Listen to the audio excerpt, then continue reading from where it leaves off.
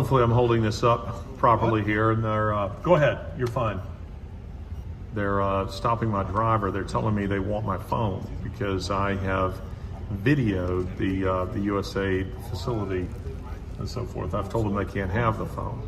So now they're telling my driver he has to get out. So I'm continuing the video, and I can't see if I'm aiming this correctly, so hopefully I am. It was around 1 a.m. on March 16th when Larry Taunton's dog Ranger was getting agitated. A man with a gun was trying to open his front door. I am crouched inside, armed, and I'm thinking if that man comes through my door, I'm going to light him up. Because you're just thinking, somebody's here to murder me and my wife. It turned out to be 3 police officers seen here on Taunton's home surveillance video. Police department! A bogus emergency call had been made claiming multiple gunmen were, quote, executing everybody in the house. He was being swatted. It don't look like there's been 3 or 4 guys in here that's shot everybody. Taunton is one of at least a dozen conservative influencers who say they were swatted in the last 2 weeks, prompting a massive emergency response. Good morning. You know, I have been given very strict instructions that I'm to stand right here because apparently, if I'm over here, I'm out of frame. And if I'm over here, I'm out of frame. And I'm a pacer, so please forgive me in the back. But they have spared you because I intended to come down and go after you to see if you could defend your faith. That's a glimpse of my work of just this year. Just this year. The first video that you saw there with Kathmandu playing, Kathmandu is not an overlay. That was actually playing on the plane. I found a couple of bush pilots who are willing to take me into a cartel town at the jumping off point of the Darien Gap in Central America, the most dangerous jungle in the world. You might call it the Hotel California of jungles. And why would I be there? Because I was tracking what USAID was doing. It had been for about 5 years. USAID, United States Agency for International Development. It's supposed to be like the government equivalent of Samaritan's Purse. I assure you it isn't. It isn't.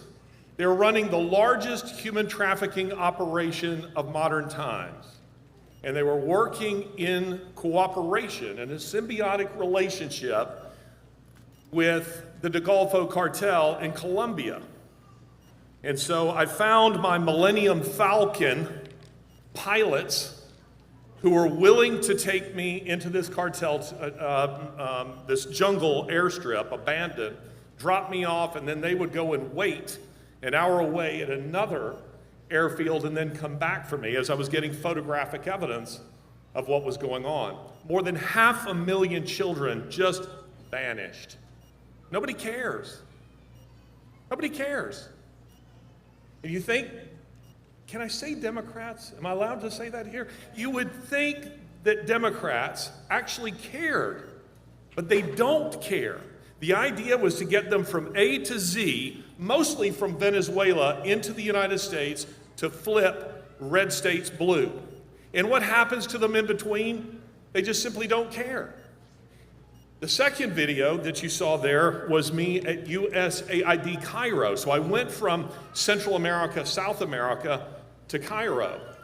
And I went to the USAID compound there.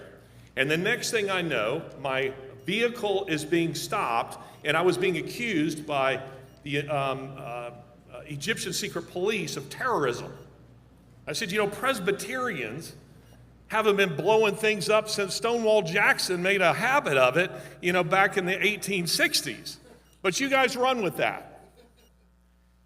Then they said I was guilty of espionage, saying I'm taking photos of a U.S. government building where apparently there's just supposed to be rice and grain.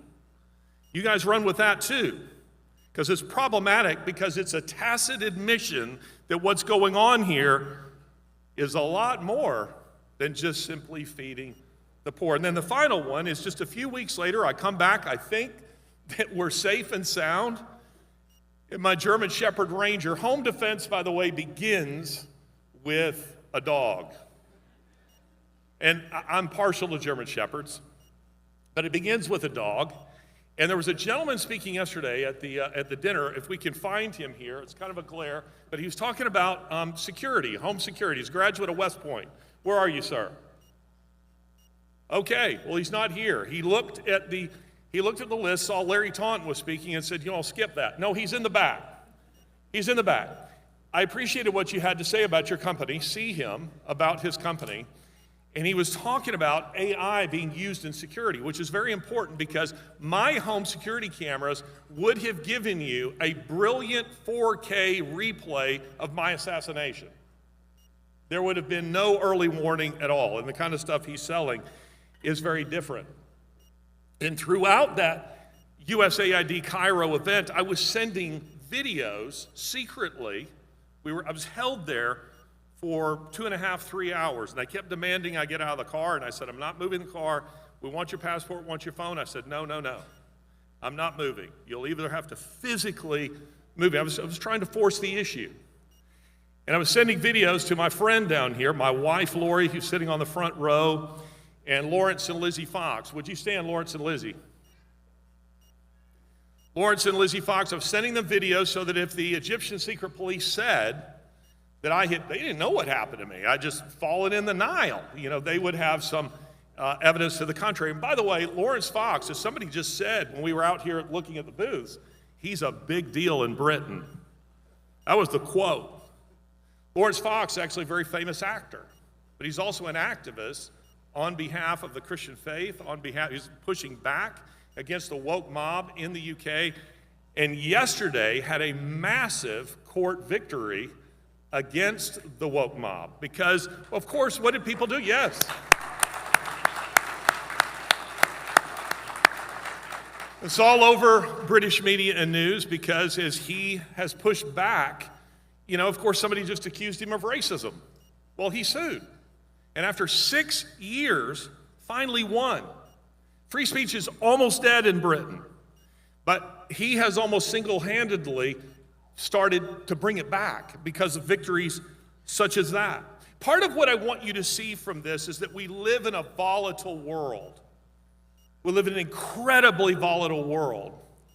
And how are we to raise children in a world like that? How are we to raise godly children in a world like that? In the spring of 1994, I went hiking with a friend on the Appalachian Trail in the Smoky Mountains. I used to hike quite a lot and enjoyed that, and the plan called for a 30-mile hike over 3 days along the ridge of the mountains with a final stretch right down into Cades Cove. Some of you will be familiar with the Appalachian Trail, or perhaps maybe you've only seen this, this part of the Appalachians from the comfort of your car through a window, but it's very different when you're hiking it. And according to meteorologists, the weather was to be partially cloudy with a few scattered showers. The meteorologists were wrong. Very wrong. Initially, the rain was light and was not a source of concern, and after the first day, it began raining a little bit harder, and by the third day, we were seeing flash flooding. Now, some of you will remember this storm. The spring of 1994, 44 people across the South were killed, and I just happened to be on a deliverance-like hike during that time. I rounded a bend. On the third day, I rounded a bend on the trail and saw, to my delight, a young man. But as I got closer, I noticed something very disquieting about this figure. He paced back and forth and was running his hands through his hair and was muttering to himself. I approached and asked how far it was to Elkmont Campground. His eyes blank, he responded with a broken, uneven voice and said, well, it's not far, but first we have to cross that. He raised his arm and pivoted until he was pointing at what looked like the Mississippi River. White water cascading down out of the mountains, pounding everything in his path. It was deafening. And according to our map, There was no river on this trail, not so much as a creek on this trail. Nature had forged one overnight. The young man began speaking rapidly, and he told me that he had been hiking with a friend, but they had split up some hours ago to find a way across this new river. So I told my own friend, who was suffering from hypothermia, to stay with this young man, and I would go and look for him. And for hours, as darkness was falling, I was going up and down. Not only I was trying to find my own way across, but also to find this young man. And eventually, I saw under a rock, I saw a backpack. And managing to get from one rocky ledge to another out onto this rocky outcropping with the, you have to picture just white water cascading down, this rock jutting out of the water, and reaching over it, I grabbed the backpack, and a body came up. The young man was still attached to it and was dead. Deuteronomy 6:7 says, "You shall teach them diligently to your children, and talk of them when you sit in your house, and when you walk by the way, when you lie down, and when you rise up." That storm, as I said, killed 44 people, and this young man was one of them.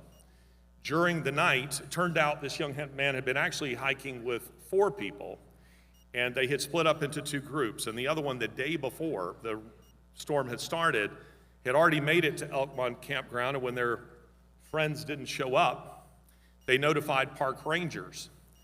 And so during the night, park rangers appeared on the other side and were shouting, but we couldn't hear them, even with a loudspeaker. And it was because the width of it now was from here to the back of the hall. So you couldn't hear them. It was just, it's like Charlie Brown. You just couldn't hear anything. So they began taking, and it wouldn't be quite as wide as this. They began taking a notepad with a pen and putting it in a Ziploc bag with a rock and throwing it over. At one point, hitting me right in the shin.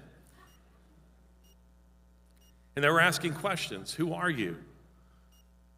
Who's the dead young man in the water? And I would go back to this boy who was himself suffering from hypothermia, hysterical, and managed to get the name and threw the rock back. And the next morning, as the waters had receded and the rain abated, that boy's father was already there. They had called him on a business trip in Dallas. He had flown to Knoxville and had driven out during the night.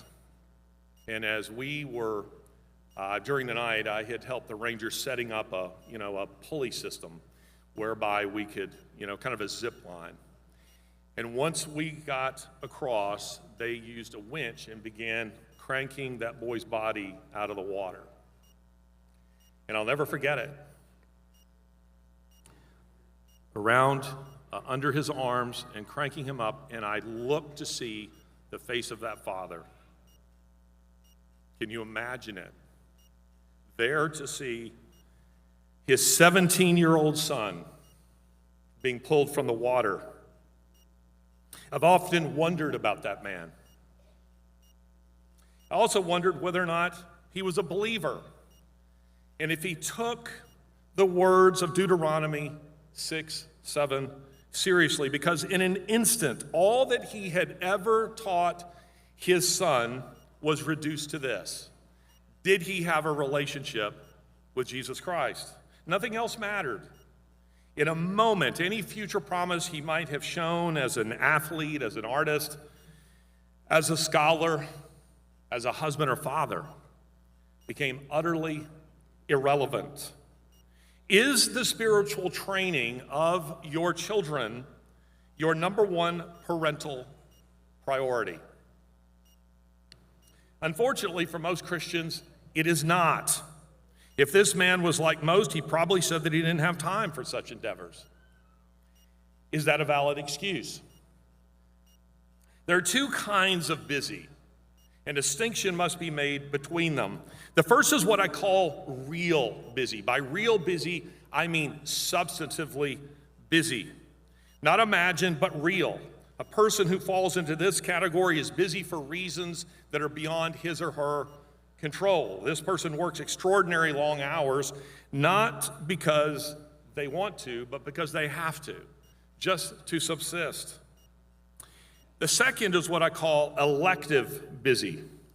The person who is elective busy bustles themselves or their kids from one activity to another, not out of necessity, but by choice. They work long hours, not because they need the additional income, but because they want it. Do you see the difference? Do either of these describe you? If you fall into the first category and you say that you don't have enough time to teach your children, pray that God will provide you with that time and that He will bless the time that you do have. If, however, you fall into the second category, finding time is not your problem. Priorities are your problem. According to the U.S. Bureau of Labor Statistics, Americans today have more leisure time than any generation of Americans ever before. More leisure time than ever before. Leisure time being defined as time to do whatever it is that you want to do. How do they spend that time? Well, 20 hours is given to television, 10 hours to socializing. Where did children and family rank on the list? They didn't merit mentioning. So little time was given to parenting, given to children and to family. But maybe television isn't your obstacle. Perhaps your work is your number one priority. In his book, Straight Talk, the late Dr. James Dobson, and it saddens me to say the word late. James Dobson was the original cultural warrior, ladies and gentlemen. James Dobson he was fighting the battle decades before many others were willing to do so. And his cultural impact was really quite remarkable. But in his book, Straight Talk, James Dobson talks about how his career received a jolt from the 1969 publication of his first book, Dare to Discipline, a bestseller. The book was an instant success, and Dobson received invitations to speak from all over the country. He was youth superintendent at his church. His responsibilities at USC School of Medicine increased, and he served on a number of boards and committees. And while it was not uncommon for him to go for several days without seeing his wife Shirley or his daughter Danae, he told himself he was doing it for them. For as his career advanced, so did the financial rewards, and they would surely benefit from and appreciate that. His father, however, was not impressed. He had observed the hectic lifestyle of his son, and he felt an obligation to say something about it. And he wrote him this letter. Dear Jim, Danae is growing up in the wickedest section of a world much farther gone into moral decline than the world into which you were born. I've observed that the greatest delusion is to suppose that our children will be devout Christians because their parents have been, or that any of them will enter into the Christian faith in any other way than through their parents' deep travail of prayer and faith. But this prayer demands time that cannot be given if it is all signed and conscripted and laid on the altar of career ambition. Failure for you at this point would make mere success in your profession a very pale and washed out affair indeed. James Dobson Sr.'s letter to his son is grounded in scriptural truth. First is the fact that we live in a culture that's much farther gone than the culture of 1969. I mean, how many of us would like to turn the clock back to that time? And as a result, we live in a culture that is rejected. No, I'll go further than that, is corrosive and aggressively anti-Christian. That is where we are. We are in a culture that is in a state of moral decay. Second, his letter underscores the fact that it is possible for mothers and fathers to love God and systematically lose their children. You can be a church officer, tithe 30% of your income, teach Sunday school, come to church every time the doors are open, and still fail to communicate the real meaning of the Christian faith to the next generation. Eli was such a man. He was so busy with church, his activities at the temple, that he neglected his family. In 1 Samuel 2, we are told that his sons did not know the Lord and were wicked. In 1 Samuel 3, verses 12 and 13, the Lord says, "In that day I will perform against Eli all that I have spoken concerning his house, from beginning to end. For I have told him that I will judge his house forever for the iniquity that he knows, because his sons made themselves vile, and he did not restrain them."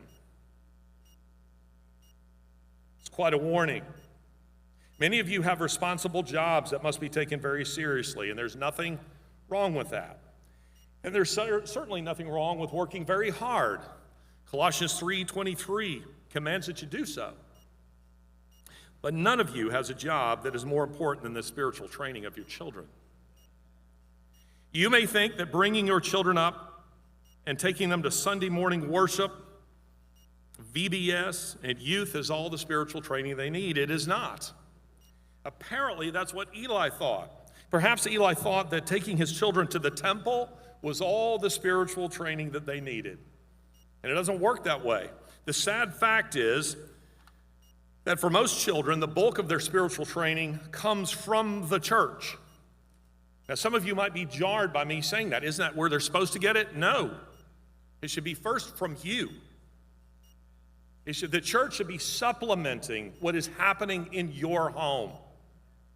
It is a supplement to that. We do not outsource, subcontract the spiritual training of our children.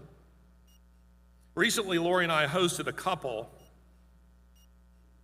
who lamented the loss of their children to the LGBTQ plus alphabet mafia movement. These are parents who love the Lord.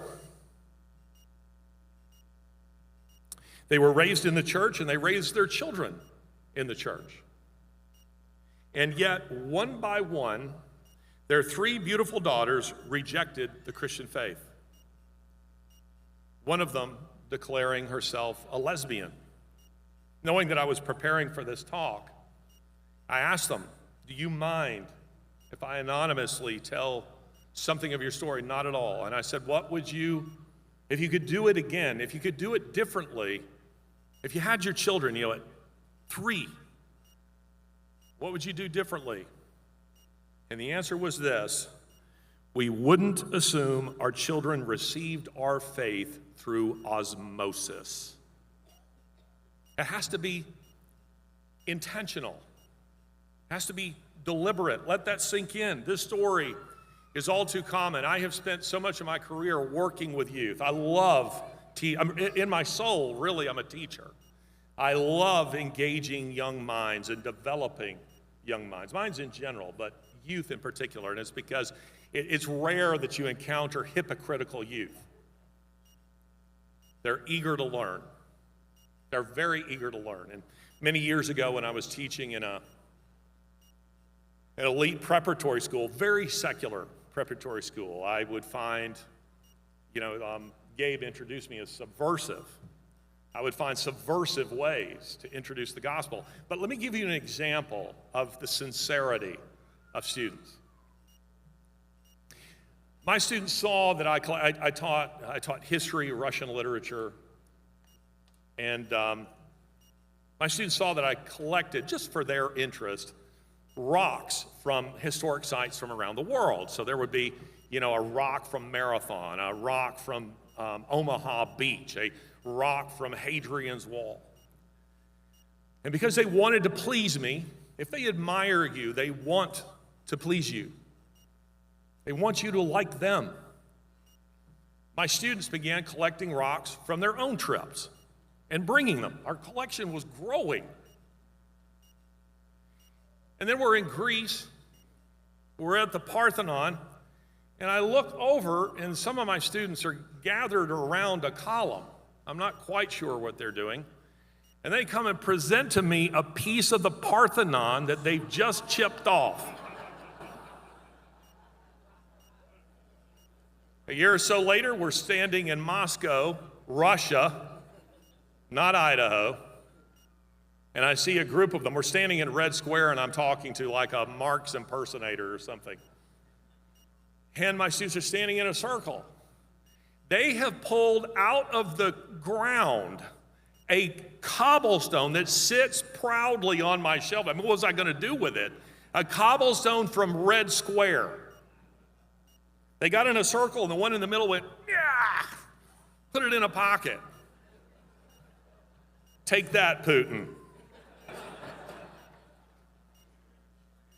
You take Ukraine, we're taking Red Square, block by block. The point that I'm making is there's something very sincere and beautiful in that. And it can be harnessed into something quite wonderful, but it can also be harnessed for great evil. And I will come back to that as well. Fathers, God has laid the responsibility for providing your children with spiritual training at your feet. Notice who was called on the carpet in 1 Samuel 3. Was it Eli's wife? Was it the grandparents?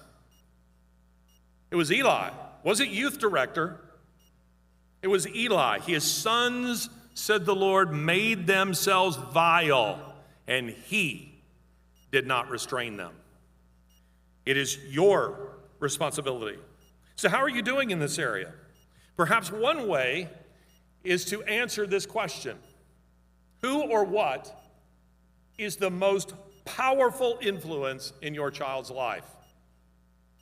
Is it social media? I hope not. You know, before giving this talk, I decided to look online just to see what the so-called experts were saying about the effects of social media on children. So I went to the most reputable medical authority, arguably in the world, the Mayo Clinic. And I'm scrolling and scrolling, looking for the negative aspects, the effects on children. It mostly talked about its positivity.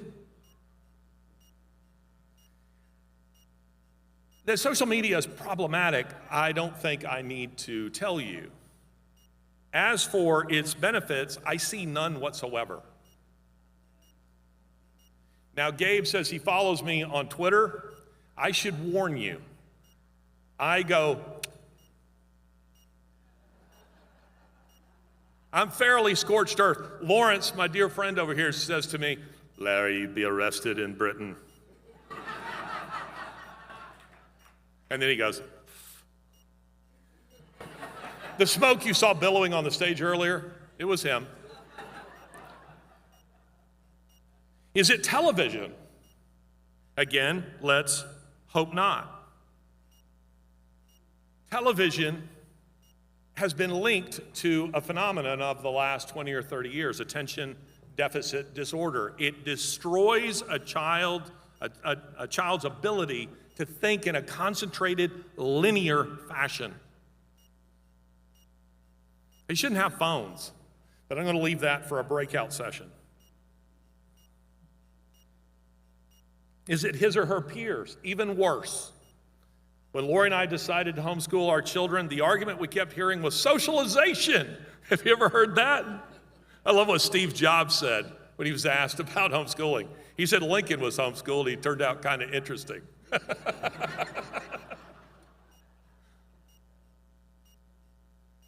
The things that they learn from their peers are generally negative. Is it his or her school? Is it a teacher? Is it a daycare worker? Who or what is it? Do you even know? It's easy to underestimate these influences and the impact they can have on your child's life. Because the world, you need to know this, the world is filled with philosophies, with ideologies that are competing against you for your children. Competing against you. If there's a book that I would have any of you read, apart from the Bible, of course, I would have you read Dostoevsky's The Brothers Karamazov or The Possessed. We're about to do, on my podcast, Ideas Have Consequences, I'm about to start a study of demons, or the possessed, or devils as it's called, because Dostoevsky, it feels like it was written yesterday. Because Dostoevsky was talking about the socialist revolutionaries, Marxists. Heard of them? And he says that the ideology itself is like a demon that sock puppets its host so that they get on rooftops and shoot Christian evangelists in the throat. This is where we find ourselves. As parents, you should be the most powerful influence in your child's life. But how are we to accomplish this? How do we compete with these worldly influences? Well, spending time with your children is certainly important, but it's not enough. Many unbelievers do as much. As Christians, we're commanded to raise our children differently. We do it by making Deuteronomy 6:7 our number one parental priority. Deuteronomy reduces the entire awesome task of parenting to this: teach your children about God, or impress his law upon them, upon their hearts. The Hebrew word that is translated there as teach or impress is shanantam. A literal translation of the word is sharpen. Sharpen. Psalm 127 says, "Behold, children are a heritage from the Lord. The fruit of the womb is a reward like arrows in the hands of a warrior. So are the children of one's youth." What's the next line? "Blessed is the man whose quiver is full of them." What wonderful imagery. What wonderful imagery. If we faithfully teach our children, if we sharpen them, prepare them, equip them, then one day when they are ready, we draw them from the quiver and we aim them at a desperately wicked world that needs the answers they can provide. I also love the imagery, and I'm sure it has been conveyed throughout this entire conference, and unfortunately, as soon as this is over, I have to leave. My son is, my 83-year-old mother has had a stroke, and she is now living with us. So now my son is with her, and I'm sure he's eager for us to get back and to assume responsibilities there again. But I want you to have this mentality. I'm not interested in merely hunkering down and hoping our kids survive childhood. We're taking ground. Lori and I had the philosophy, we would tell our children, we are preparing you to penetrate the corridors of power. When our eldest son, who was homeschooled, was accepted at Yale Law, the most prestigious, the most difficult law school to get in, and the most left wing. I mean, radically left wing. I said, your mother and I will be very disappointed if this door that the Lord has opened for you results in you just coming and getting that high-powered education and getting Laker tickets, box seats belonging to a high-powered law firm, and just living the country club life. I have no problem with courtside seats, with box seats, or even really with the country club. But at the end of the day, you must understand that the Lord has opened this door for you for a time such as this. And if you think he's not going to come at some point and cash in, we're taking ground. But how do we teach our children? Again, Deuteronomy 6:7 gives us direction. You shall talk of them, meaning God's precepts. When you sit in your house, when you walk by the way, when you lie down, and when you rise up. In other words, everywhere and at all times. What does that look like? Please understand, it doesn't mean strictly formal education. It doesn't mean sitting junior at the kitchen table and getting a blackboard. Lori and I have 4 grown children, 3 boys and our daughter Sasha. Many of you might be familiar with her from my book, The Grace of Fact. We adopted Sasha from Ukraine. She looks like Maria Sharapova, and it cracks me up because people will occasionally say, you look like your father, you look like your mother. And I must say I'm deeply flattered whenever I hear that. All of our children are married. 3 have children of their own. All of them are thriving in faith, imperfect though they are. We homeschooled them back when it was, cultish, is what people would say. Look, Branch Davidian. We taught our children that practically everything has a message.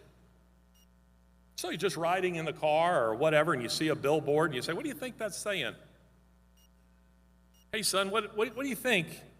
Twix, 2 for me, none for you. What philosophy is being pushed in there? Selfishness. In other words, you're teaching your children not to just simply sit back and let the culture penetrate them like gamma rays, but you're prompting them to think about things. Prompting them to think about things. You deserve a break today at McDonald's. What philosophy is that? Entitlement, Dad. Are you entitled to a break, son? Get back to work. I'll never forget this, and I tried to find this commercial. I searched for about an hour on YouTube and never found it, but it was a Saab commercial. You remember the car Saab? They went out of business in 2011, but this is maybe around 2000. And the commercial went like this. Shows a handsome man and beautiful woman driving what looks like the California coast. He looks over at her and smiles, and no words. She looks over at him and smiles, and then she begins to take off one article of clothing after another. You don't see anything, but she'll hold up something and the wind catches it, and then the wind catches another thing. And then the camera pans backward and you see the car going down the coast and it says, Saab. So I turned to my son, Michael. I said, what do you think the message of that commercial was? And he said, well, Dad, it is that if you own a Saab convertible, beautiful women will take their clothes off in your car. So that's exactly what is being sold there. I kid you not, about 3 years later, at the age of 16, I get a call in a meeting. And he says, hear me out, Dad.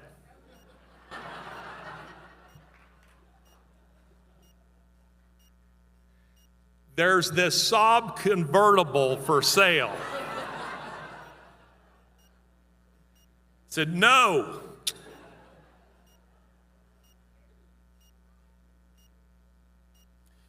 We've also used movies with our children. We had a Ukrainian staying with us, a student exchange program. And we went to see Superman, one of the Superman movies. I think it was called Superman Returns. And there's some biblical imagery that's used in that film. Superman hovers above the earth and says he can hear the cries for help from people. And he sits in space and puts his arms out, almost like a crucifixion. And he hears the voice of his Father. But I think it's completely lost on most people, and afterwards went out for coffee or something, and we did what we normally do. We're discussing this film. What does this film mean? What's it saying? This young woman went back to Ukraine. This was well before the war. And her pastor called me and said she is a different person. I mean, not only has she become a Christian, but she's transformed. And he said, you know what the most meaningful thing for her was? And I thought, it must have been that talk I gave.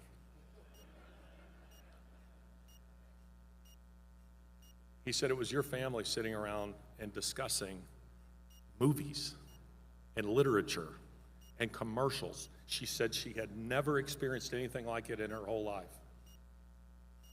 This is what Deuteronomy 6:7 is getting at. You teach them at all times. They get the opportunity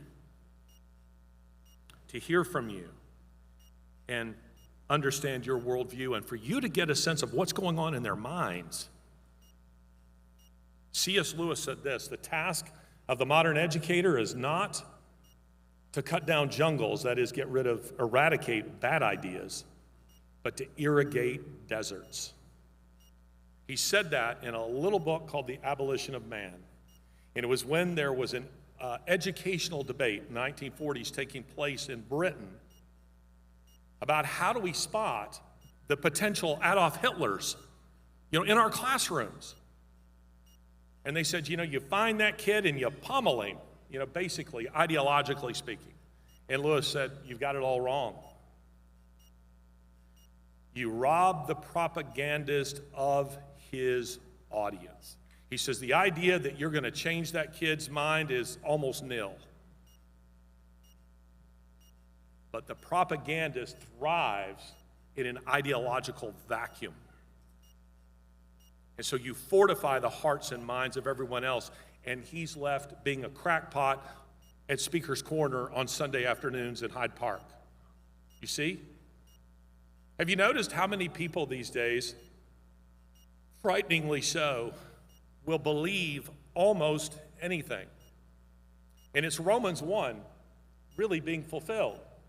Romans 1 says, I like the way Kent Hughes puts it in his commentary, that when you Romans 1 verses 18 through 32, that when you suppress the truth of God, that you will eventually pervert the truth and then pervert life itself.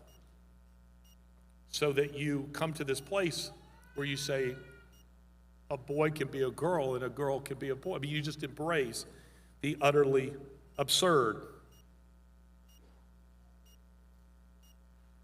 We took the view with our children that we would not allow them to be consumers. Kind of like the people sitting poolside, at the Olympics, and somebody jumps and they all hold up their numbers. Kids these days are frequently sort of allowed to just kind of sit in judgment of things, evaluating them, consuming them, letting you know whether they like them or not. But almost nothing actually being required of them. In my own work at Fixed Point Foundation, Gabe had mentioned that I debated Christopher Hitchens. Well, I had a very good relationship with Hitchens, who, of course, was an atheist. Stayed in our home and knew my children. But also with atheists like Richard Dawkins and Michael Shermer and Daniel Dennett, whom I debated on Al Jazeera. And on with people, Peter Singer, arguably the most influential bioethicist in the world, who has argued that mothers should get 28 days with newborn children to determine whether or not to keep them or euthanize them. He's the most intellectually consistent atheist I've ever met, because he says, and according to his logic, he's right, his warped logic, the whole reason we think that we shouldn't do that with children, says Singer, is because we've been heavily influenced by a Judeo-Christian worldview that says that human beings have a divine spark. Well, there's no God. Therefore, no divine spark. Therefore, a child, he says, has no more value than a piglet, maybe less. That's consistent with an atheistic worldview. And my children have been along. I always used to say when they were kids, the age of these. I'd say, you're my Sherpa. You get to carry my backpack. And we're going to Richard Dawkins' house today, and you're going to get to sit and listen as I converse with him. You're going to get to sit and listen as we have this private conversation with this Muslim militant. And if you think they're not learning from those things, they are hugely. But a mama bear sits her cubs down and she says, in effect, sit here and watch while I go take down this bull moose. That's the way it's done. Your children get to watch you. But I also want to say this. I know so many parents who believe they've been robbed of their moral authority because they can recall some misdeed of their own. And therefore they say nothing because they feel hypocritical in doing so. Be honest with your children about your failures. They will respect you for it hugely. And it's because they're having struggles of their own. They are. My own father was an airborne ranger and always gave me the impression, I grew up on military bases, and always gave me the impression of being, just impervious to fear. And I remember I had this little school project where I had to go out on stage. And I didn't want to go out on stage. And I was fearful since second grade. And I remember my father telling me, well, you can do it. And I said, Dad, this is really kind of scary and intimidating. What if I forget my lines? He says, you can do it. And I said, Dad, you've never been afraid. Looked like I'd hit him. And he said, I have been frightened every time I've jumped out of a perfectly good airplane. And that did something for me. First of all, it humanized him. But it made me realize, Scripture says, no temptation is overtaking you but that which is common to man. No fear has overtaken you but that which is common to man. And your children need to know God's grace and work, forgiveness, and restoration in your life. The parent who says, I did that, don't. It's a massive impact on a child. So be honest with your children and present to them a God of grace, not of law. I'm not saying the Lord cares nothing for law. He certainly does. He's both a God of justice and a God of grace. But Allah is strictly a God of law, an arbitrary God of law. Our God seeks to restore, seeks to forgive, seeks to use you, seeks to use your children. I recently went to an Antifa meeting. I fit in, don't I? Maybe if I put a bone through my nose or something, but I decided I was going to attend one of their meetings because every year, I've been doing these kinds of things for many years. I don't go, for instance, when I was in South America following these migrant caravans all over the place, I don't go with big camera crews and that sort of thing. I try as much as I can. In some cases, it's very difficult. My translator, she will say to me, it's no dangerous. You, gringo. Sometimes a little hard for me to hide. I was doing a story for Fox News on the forgotten Christians of Nigeria who are back in the news, fortunately, for good reason. I was there in north central Nigeria where the slaughter is taking place, and the Nigerians said, we have to hide you because Boko Haram, a Fulani herdsman, would love to get you and send your body parts back to your family. So no, it's not always easy for me to hide, but they claim the meeting was for anyone. And I thought, I'm not going to confront, I'm not going to argue, I'm going to listen. And we had done a series some years ago. I interviewed college and high school atheists all over the country and simply asked them the question, tell me your journey to unbelief. And it was extraordinary. It resulted in an article that went viral that was published by The Atlantic.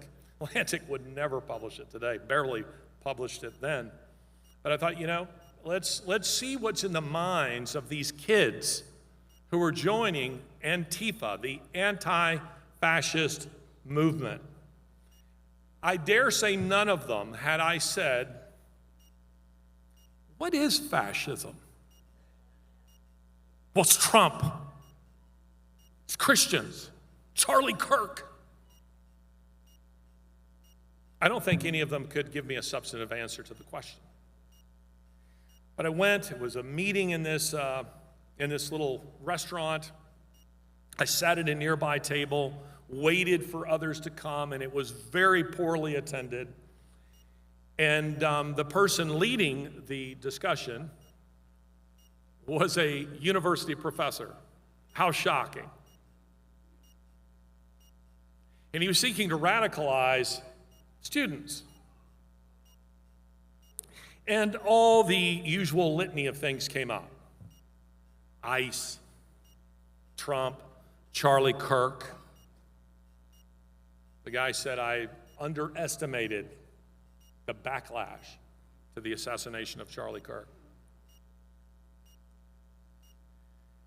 And they talked about how stupid, backward, uneducated Americans in red states are. I mean, it was very arrogant, very pompous. But I do want to say this. I didn't sense that these were individuals that Alexander Solzhenitsyn would have called little lambs. And what he meant by that was that there are the real radicals and the wannabe radicals. These did not strike me as the sorts who were going to turn over cop cars and set them on fire. I did not get the impression that they endorsed the assassination of Charlie Kirk. I didn't get the impression that they endorsed violence. I actually came away with the impression that there was a genuine but deeply misguided social conscience, because they kept talking about making a difference, making a difference. Now, the way they meant that was in the context of advancing a very sordid, perverse sexual agenda chiefly, and also things like open borders and the destruction of the Christian faith. Those were things that they definitely wanted to do and to change. But the main thing I came away with, even from the professor himself, and again, I never said a word, was they were longing for meaning.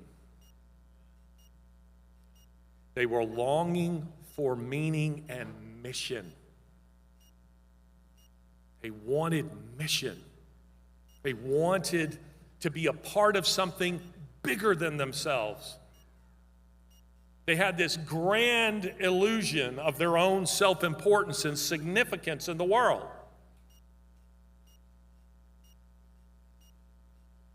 But at bottom, they wanted meaning. I left that meeting first slightly alarmed. Some would say, well, that's a group that's never going to do anything because there are just almost none of them. But Charlie Kirk's assassins started in just such a meeting. Radicalizing of youth begins in a place like that. And I wouldn't underestimate a group like this because while, as I said before, I don't think they're ready to turn over cop cars and kill people right now, Europe might be different. It might be different. But I also left that meeting with a great feeling of sadness, because I thought our Lord calls them to a great mission. People ask me all the time, Larry, why do you go to some of these dangerous places where you can be killed? Because I go where the Lord sends me. It's as simple as that. Before Charlie Kirk was born, I was saying, like so many before and so many after, like Charlie, here I am, Lord, send me. I'll go. I'll go. And as Christians, we should care what happens.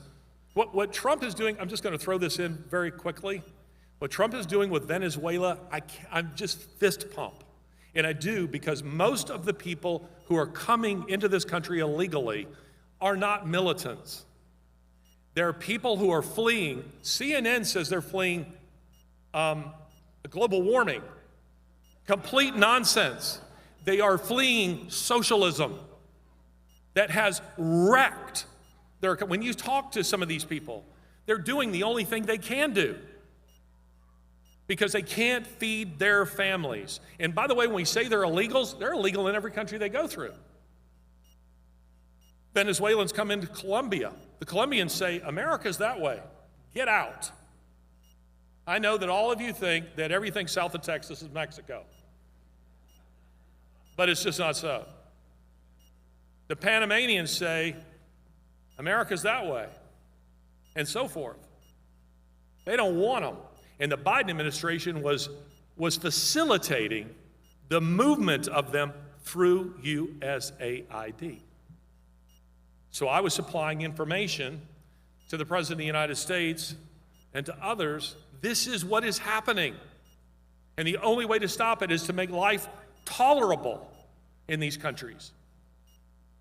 And I think that's what he's trying to do. I'm not in favor of what's happening in Ukraine. I am in favor of what's happening with Venezuela. That used to be the wealthiest country in South America.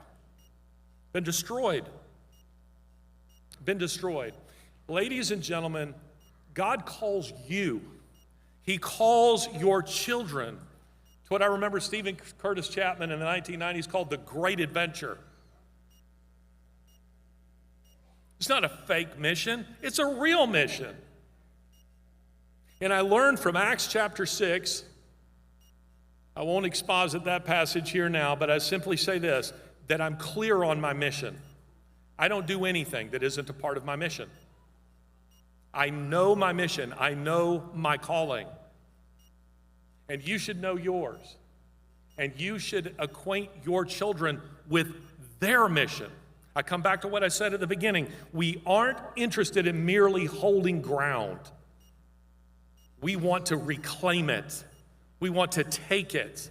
And God calls you and your families to join him. Does he need you? Of course not.